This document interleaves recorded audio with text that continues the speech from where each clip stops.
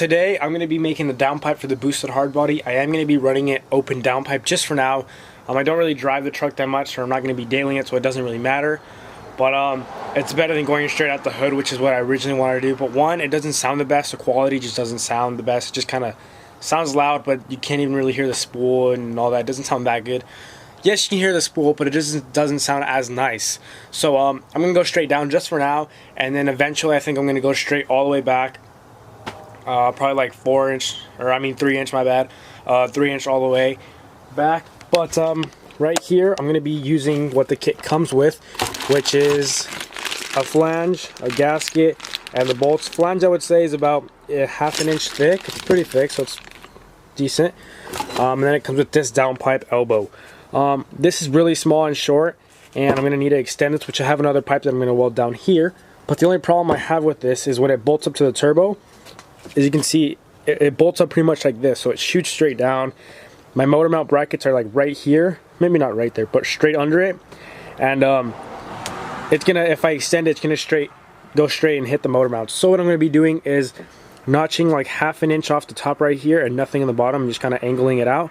So when it mounts up, instead of mounting flat like this, it mounts like that and then points everything back and shoots it down towards that direction. Right here I have the downpipe, and I have the flange right here. I have a T for top and a B for bottom. It's going to sit something like this, and then right here with the Sharpie, I drew a line right there and a line right here, and that's going to sit something like that. I'm quickly going to do a little tack with the Harbor Freight welder just to kind of hold it on there, and then bolt it up to the turbo and see if it's the right angle, see if I like it, and if it is the right angle, then I'll probably, weld the bead. I'm going to try to at least do a bead, but I'm going to weld all around this, and then I have another 2.5 foot section that's about 4 feet long that I'm going to use. I'm not going to use all 4 feet, but I'm probably going to extend it about this much, so maybe that's like 10 inches from this, just so it's not going like to the firewall and around that area, because the firewall is like right here. So to shoot it kind of under the truck. But yeah, I'm just going to quickly do a tack right there, and we should be set. Alright, I don't know how well you guys can hear me because it's pretty windy and I don't have like one of those wind resistant mics. I know I say this in every video and I'm gonna get one, so don't worry about that. But yeah, I'm kind of really embarrassed to show you guys the downpipe, but it's pretty much all welded up, almost ready to go. I think this is by far one of the worst jobs I've ever done welding. I'm not a welder, I don't really weld that much, so you give me some credit for at least attempting to do this. I know it's like, it looks like dog poop, I admit that myself, but this was pretty challenging, especially for me, not knowing that much knowledge or even having that much practice. This flange is really thick, so in order to penetrate this, you had to have it like really hot, and this actual like elbow piece was really thin. I don't know how well you guys can see that right there, but it's really thin. So with a little bit of heat, I'll show you guys my mistakes. Like I said, I'm really embarrassed to show you guys, and I kind of don't want to, but might as well, be straight up with you guys and show you that, I'm like by far like perfect. I don't know how to weld or do anything fancy like that. So just for those of you who, who feel bad because you can't weld, don't worry, we're on the same boat, buddy. But yeah, I tried welding right there and it made a huge hole, and I was like, what the heck? But that's because this was so thin. So what I ended up doing is pretty much doing little tacks of, let's say I started up here. I know I started down here, but just like a bigger example. I started welding up here and going like that kind of fast, so it would heat this up and penetrate this, but very little, not to the point where it would make a hole in it.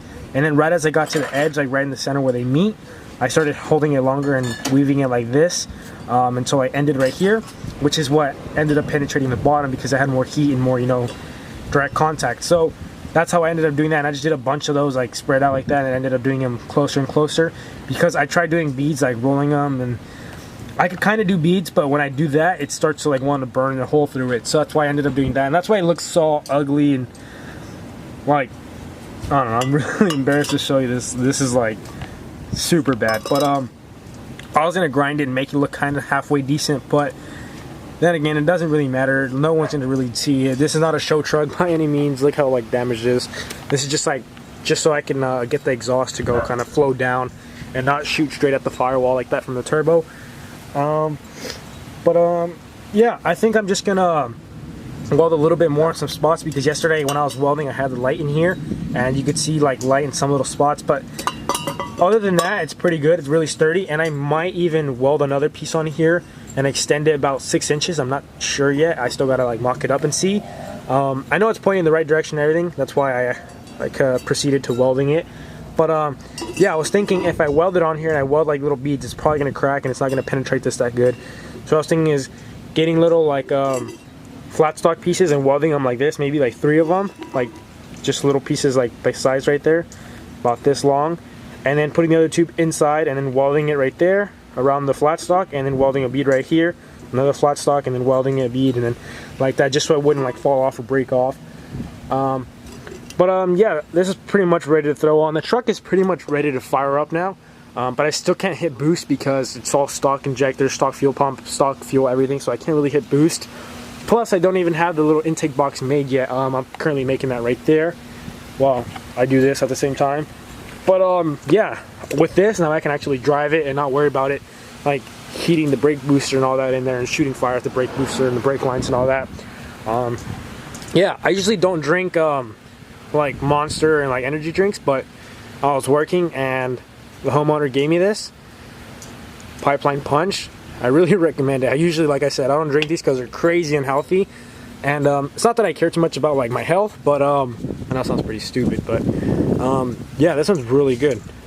I'd recommend it if you want to try something a little fruity. Try that. In this video, I'm pretty much just going to be fixing up some of the things that need to be done or even finished on this truck. I'm not sure if this is going to be its own video or it's going to just be added to another video. I'm not too sure because I haven't really looked at any of the footage that I've been recording. So it might be, kind of doo-doo footage. I don't know, but I guess you just have to wait and see until I post it and, edit and all, do all that. But pretty much what I have to do is I drove this to get food yesterday, I believe. But it's running without boost right now. It's just like this, just the little intake box. It's pretty much running NA right now with just a turbo attached to it. But yeah, other than that, I haven't really driven it, so that was kind of like just to see if there was any leaking or anything. But pretty much what I needed to do, which I don't recommend this, and I know that was really stupid, but I had this tying it to my bumper so my hood wouldn't fly open. The hood, or the latch, actually latches onto the hood, but if you guys, I don't know how to really explain it. When you close the hood, you hear it like engage and it actually clicks in here, and then you push it again even harder and it goes all the way inside. And then you guys know when you pop your hood, it goes open, it pops open a little, but if you push on it, it's not gonna, go up. You have to push this little lever. So it was in that little lever, like engaged in there. So I guess you can say it was in the secondary lock, but not the primary lock, if that makes sense. But the problem I was having is it doesn't want to engage into the primary lock because the radiator support's really like, it flexes. It has a lot of play. You guys probably can't even see in camera. But the reason that is because I removed the radiator support to get the intercooler in there and to remove the AC condenser. So what I have to do is I think I'm going to have to trim this little piece right here, the little elbow, so it doesn't hit it, or either push the intercooler even more back. I'm not too sure, but with this, it should keep it nice and firm and not flex, and then I'll be able to close my hood, and that'll be all good to go. So let me just quickly try that. Alright guys, so I ran into a little problem. This bracket fits in there perfect and everything, but when you do that, it pushes up against the intercooler, and I believe it pushes it up a little. So it's hard to get these intercooler pipes in there. So what I have to do is put these on, put the T-bolts on, clamp them down to how they should be, and then I could put this back on, because then it'll push it and it'll already be in here, because when I notice it's really tight back there. So either I'm going to cut more of this out, or I'm just going to do what I just said I'm going to do. And then this pipe right here, I also want to clean it up because I cut it like all the way back here. It's actually right here, but I think I cut a little too much, and I have like 4 of these, like 40 pipes, or 90 or 45 I mean, so I can get another one and cut it longer, and then it'll reach over here and I won't have to use these, because these couplers are really small. Like, these straight ones are really small. You can see right there. And then I'm currently working on the intake box. I know it's not the prettiest, and the welds look like complete ass, and it just looks bad, but I don't really care how this looks too much. It's just a temporary thing, just so I could, like, see how it does with boost and everything. But yeah, I'm gonna be making my own box, like full out of scratch, out of just pieces of metal. Not like this one that was already kind of like made and stuff. And just me, I don't know if that's hot, but it has like little holes like that. I just cut this, grind it away so I could weld on there, and it'd, you know, be nice weld all around here. I still have to weld this on, it's just tacked on there, and then weld this side. But yeah, fits good. I'm pretty sure it'll seal, especially for, you know, the amount of boost I'm running, which is not really much boost. So this should be perfectly fine for my application. I'm not running anything like above 10 psi, so this should be more than enough. But I'm still gonna do another one because this looks really bad. So this is just, like I said, for the meantime. And then what else was I gonna say? I think I covered it all. If I think of anything, then I'll whip out the camera again and then start recording.